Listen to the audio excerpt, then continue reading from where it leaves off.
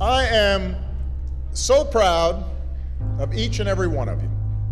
We are here today because every single one of you stood tall and said, yes, we can. Yes, we can learn. Yes, we can succeed. You decided you would not be defined by where you come from, but by where you want to go, by what you want to achieve, by the dreams you hope to fulfill.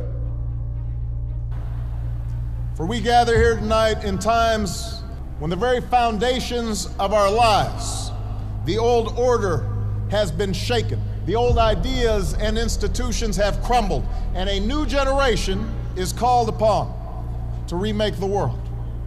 And let me be clear, when I say young, I'm not just referring to the date of your birth certificate.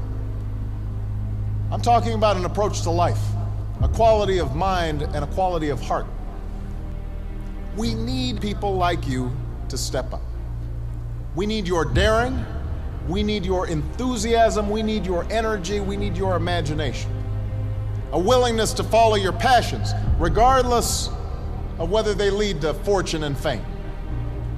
A willingness to question conventional wisdom and rethink old dogmas. A lack of regard for all the traditional markers of status and prestige. And a commitment instead to doing what's meaningful to you, what helps others, what makes a difference in this world. We're engaged in 2 wars and a struggle against terrorism.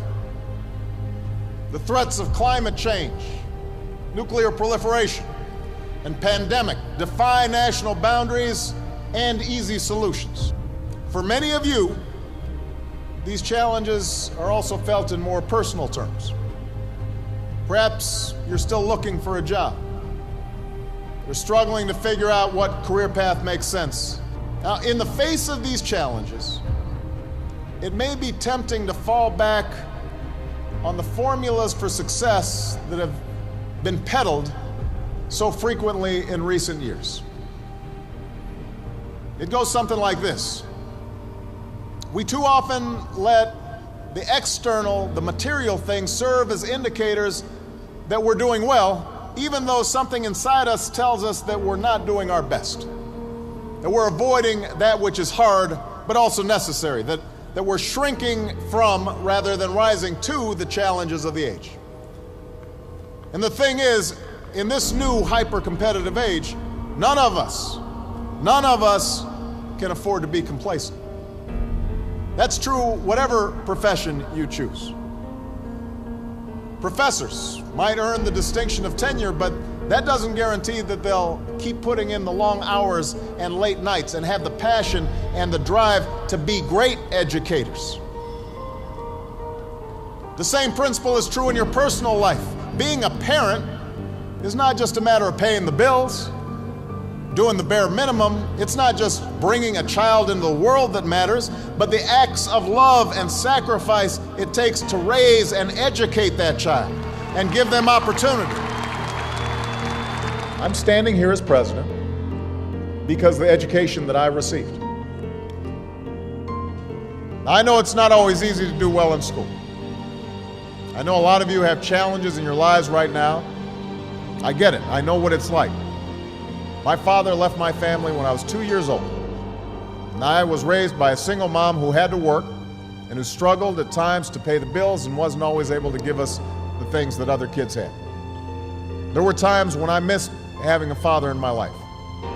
There were times when I was lonely and I felt like I didn't fit in. So I wasn't always as focused as I should have been on school, and I did some things that I'm not proud of, and I got in more trouble than I should have. And my life could have easily taken a turn for the worse. But my mother, my grandparents, they pushed me to excel. But I was lucky. I got a lot of second chances, and I had the opportunity to go to college and law school and follow my dreams. You can't let the past get you down, you have to let it motivate you. Everybody here has got a unique story like that to tell.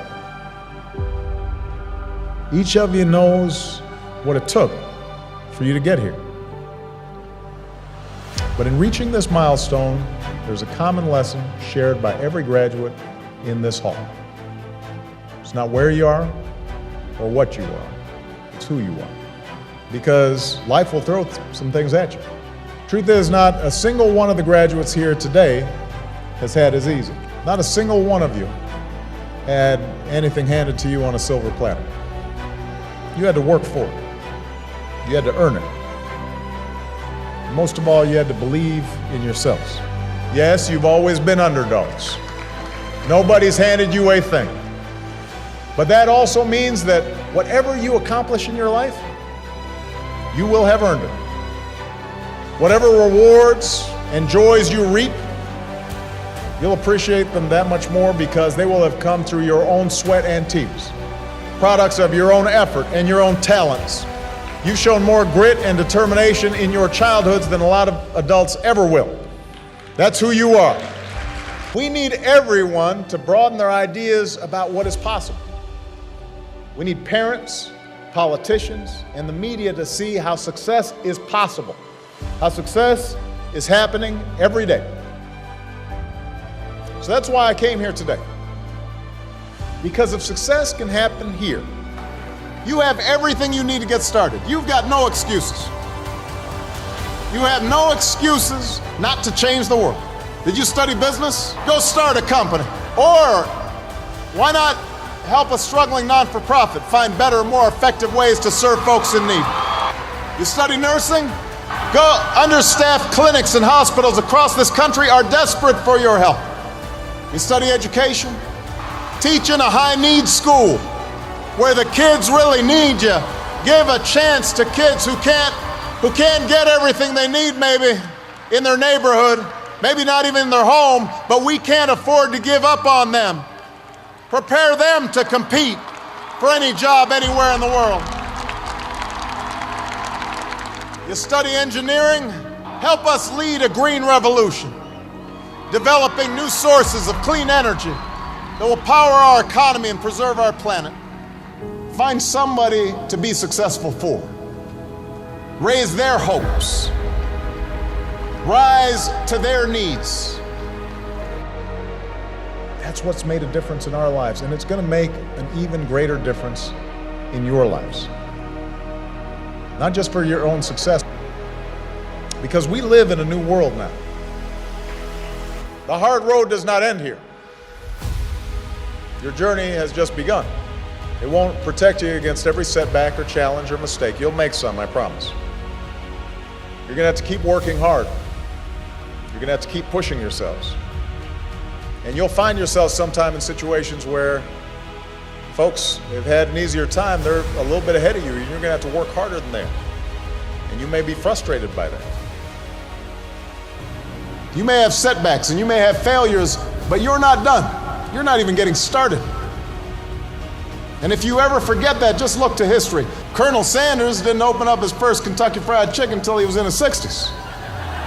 Winston Churchill was dismissed as little more than a has-been who enjoyed scotch a little bit too much before he took over as Prime Minister and saw Great Britain through its finest hour.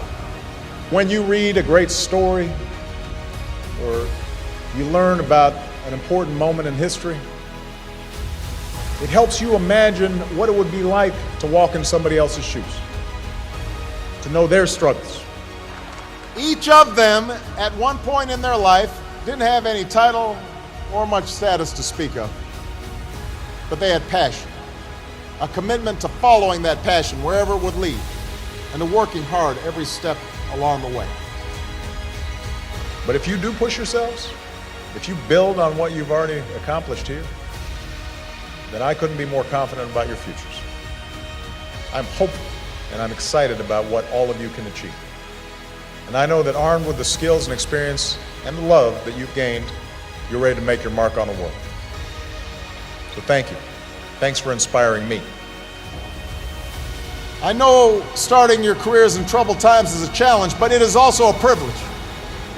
Because it's moments like these that force us to try harder and dig deeper and to discover gifts we never knew we had, to find the greatness that lies within each of us. So don't ever shy away from that endeavor. I can promise that you will be the better for that continued effort. Congratulations. God bless you.